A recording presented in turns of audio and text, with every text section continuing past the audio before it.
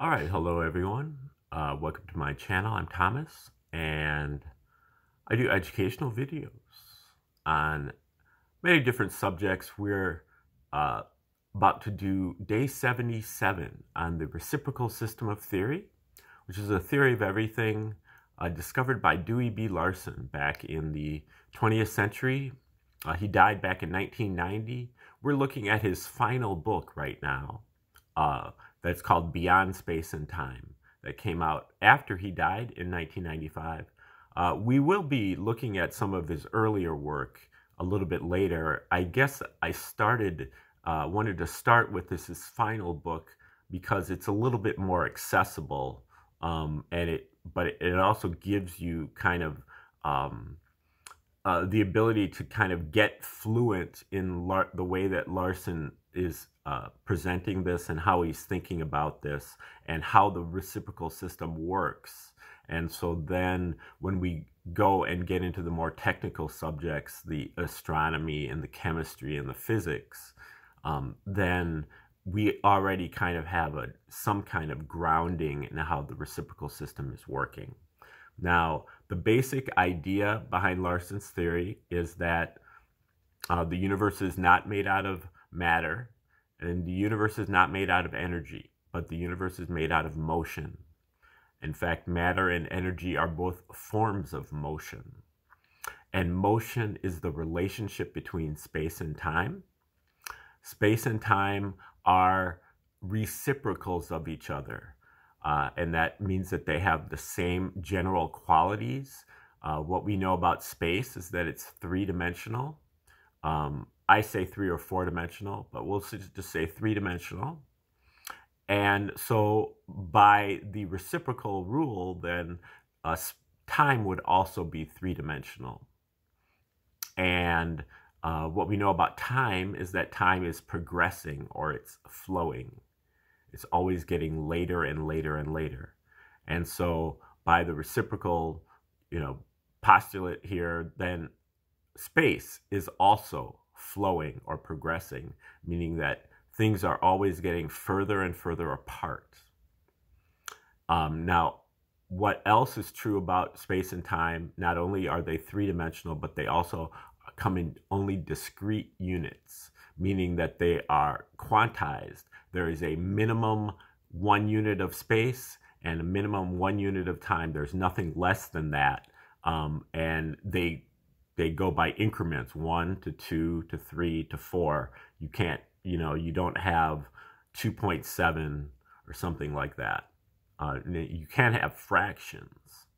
But, what we have is, when you talk about a reciprocal, you're generally talking about a fraction. The reciprocal of 1/3 is 3/1, or the reciprocal of 2/3 is 3/2. And that's so you kind of want to envision space over time relationships and time over space relationships.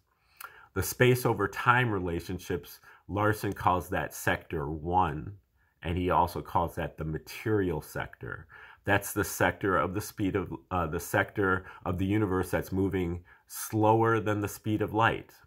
Now remember, Einstein said that the speed of light is the maximum speed of the universe. In Larson's system, the speed of light is the midpoint or the neutral point of the universe. And in fact, that shows in the discrete unit postulate, 1 unit of space in 1 unit of time is the speed of light. Okay, so the speed of light is 1/1. So when we get to, where it is 2/1, 2 units of space, we'll say 1/2, 1 unit of space in 2 units of time, that's half the speed of light. So that's in the material sector. And then over here, we have the half of the universe that's moving faster than the speed of light.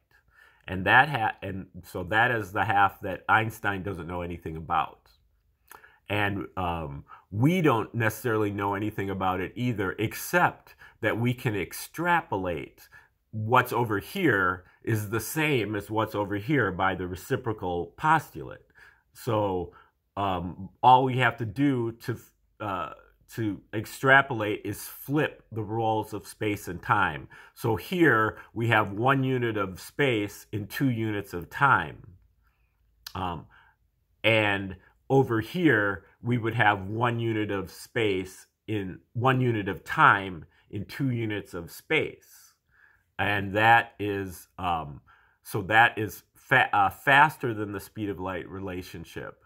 And so that would be a time over space relationship. And that is where space over time is what you call speed. Time over space is what you call energy. Larson calls that sector 2, or the cosmic sector of the universe. And so over here we have the material sector that builds up by aggregation, by bonding of atoms and molecules up until its most complex level, which is DNA, the DNA molecule, which contains a few billion atoms per molecule. At that point, the DNA molecule becomes eligible to be controlled by a cosmic unit. When this cosmic unit takes control of the material unit, it's kind of, the control is analogous to a thermostat controlling a room. The thermostat is just a small part of the room, but it controls the environment.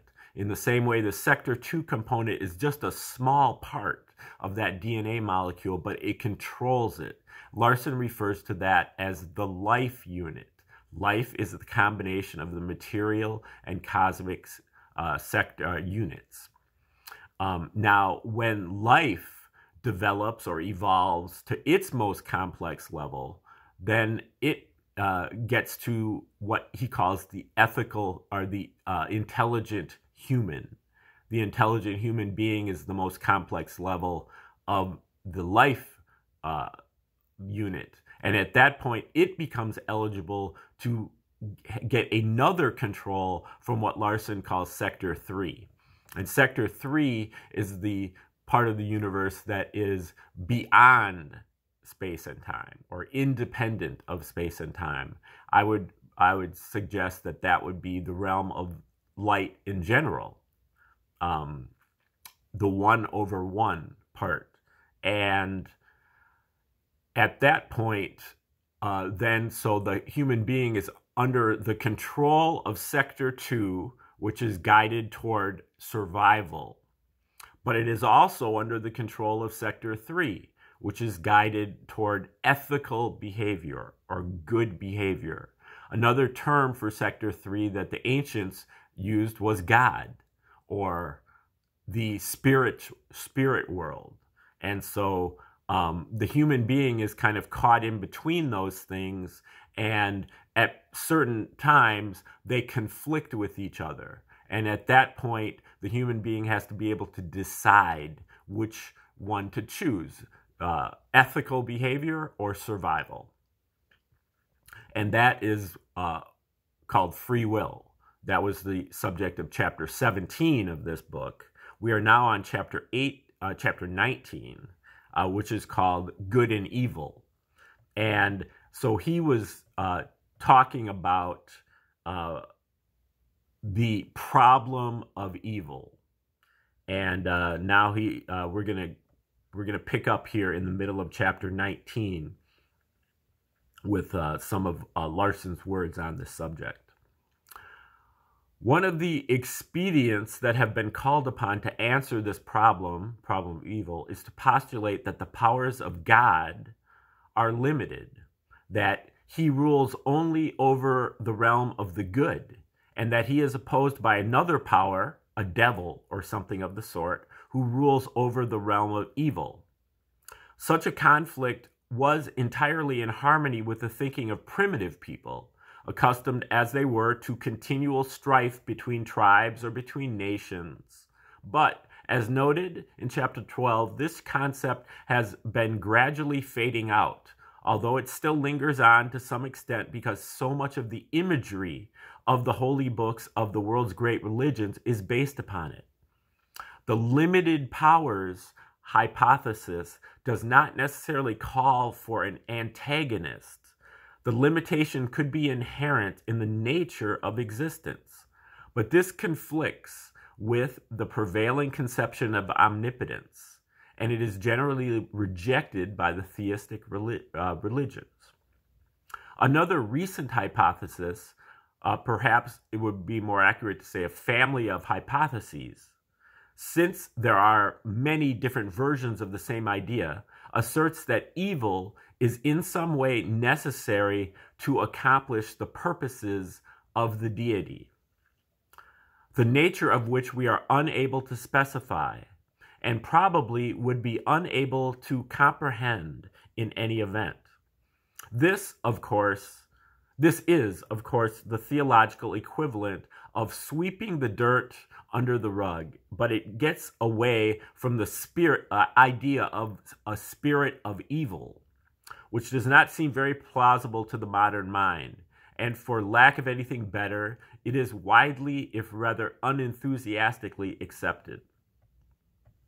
According to the findings of this work, there is no empire of evil, no antagonist that exerts a conscious effort to counteract the forces of good. To the extent that Sector 3 control is not exercised, the actions of men, like those of animals, are governed by the cold and impersonal mechanism of the space-time universe. Okay, so he's saying that if we don't exercise our Sector 3 control, or we ignore Sector 3, then our actions go down to Sector 2. And Sector 2 is biological. It has to do with life and survival. So just like those of animals, governed by the cold and impersonal mechanism of the space-time universe, the reaction of this mechanism to any particular stimulus is determined entirely by the laws and principles governing biological organisms, with survival as the dominant factor. And this reaction is completely indifferent, not antagonistic, but indifferent to the governing principles of Sector 3. So it's not necessarily evil, but it could be evil. Not necessarily antagonistic, but just indifferent. Okay, those principles which we call good, like indifferent to the governing principles of Sector 3, those principles which we call good. If the response happens to conflict with that which would result from the application of the laws and principles of Sector 3, it is wrong according to Sector 3 standards, and therefore evil.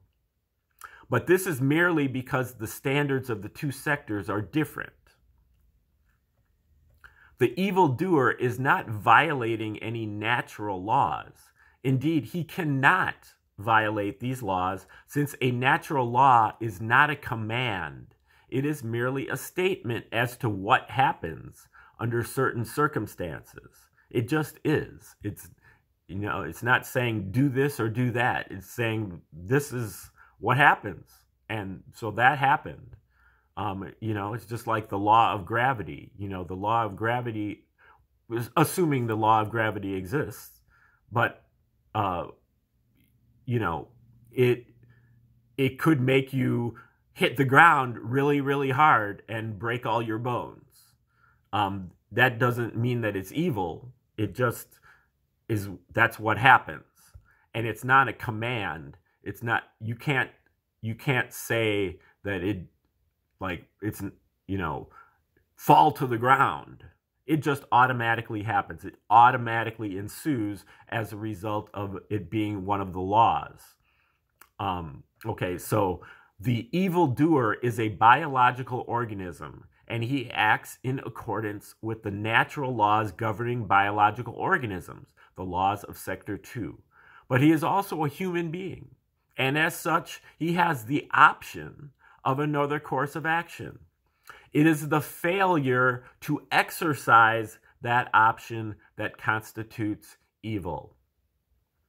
So the evil is coming from the human being, the choice of the human being, not from the empire of evil of the devil. There is no devil. There is just, in Larson's analysis here, there is no devil. There is just good. There is just God. And the devil is basically the lack of God. But the lack of God is really indifferent to good or evil. But sometimes that lack of God also is, constitutes evil. Sometimes it doesn't, because sometimes that lack of God actually doesn't conflict with God under certain circumstances. Sometimes the law of survival is not evil, but sometimes it is. Okay, so here's an example here. The tiger goes about his predatory activities ruthlessly, but we do not call this evil because we know that he is following the natural pattern of his kind, the biological principle of eat or be eaten. We condemn the same ruthless behavior if we observe it in human life, because man has an alternative that is not open to the tiger. He can subject himself to a different set of natural laws. With the benefit of the foregoing discussion, we are now in a position to consider the problem of evil. It is evident to begin with that the statement of the problem tacitly assumes rationality. If either the physical universe or metaphysical existence were irrational, there would be neither problem nor answer. The inconsistency, if there be any, must be a logical inconsistency. But the usual concept of omnipotence, unlimited power, that is capability of doing anything, is not rational, as can be seen by examining the familiar example of the irresistible force and the immovable body. If an irresistible force exists, then in rational terms, there can be no immovable body, and vice versa. No rational power can evade this restriction. Thus, in order to give the problem of evil any meaning in a rational setting, we will have to redefine the term omnipotent to mean capable of doing anything that is possible. Furthermore, we must recognize that this is a human problem. The immediate issue is not whether evil is a necessary feature of existence in general, but whether the human race could have been spared this affliction by the existence of omnipotence. The problem thus reduces to the question, would it be possible for an omnipotent being to create a universe in which human individuals could exist free from the presence of evil? Okay, now, anybody who's watched any of my videos on the Tree of Life would recognize that omnipotence is a quality of the third sphere of the Tree of Life. That's the Trinity at the top of the tree. You've got the third sphere, omnipotence. Second sphere, omniscience, all-powerful, all-knowing. And then the first sphere is omnipresence, all-present everywhere. And in the tree model, omnipotence indeed is not, it's not ability to do everything. It's ability to do everything that's possible, everything that's within the realm of human possibility. Like, so omnipotence does not include, like, I couldn't grow feathers. I could, and, begin to fly like a bird. That is not part of what is possible for a human. Now, there's a lower sphere that's called the abyss, where the psychic powers are located. And it could be possible that you could grow feathers using your psychic powers. but not through the third sphere, not through the omnipotence. Omnipotence is the capability of doing anything that is possible, just like Larson says, according to the Tree of Life. Okay, so in approaching this question, the question, would it be possible for an omnipotent being to create a universe in which human individuals could exist free from the presence of evil? We must recognize that human beings are products of processes that occur within the physical universe. It is possible, on the basis of the considerations discussed in Chapter 4, that other types of intelligent beings may exist in other kinds of universes. But such beings, if they do exist, are not human, and they have no relevance to the human problem. The human race exists in the material sector of a universe of motion. And in this universe, the higher levels of existence are built upon those lower in the scale. Biological organisms are constructed of matter, and the characteristics of ethical man can be acquired only by biological organisms. Man is therefore necessarily subject to the physical limitations of matter and of biological structures, and to all of the consequences of those limitations. From this, it follows that if we define evil in broad terms, so that it includes physical items such as pain and suffering, then evil is a necessary and unavoidable accompaniment of human existence. On this basis, human and without evil are mutually exclusive, and in a rational existence, even omnipotence cannot accomplish the impossible. Okay, that's about it for today. We'll see you tomorrow.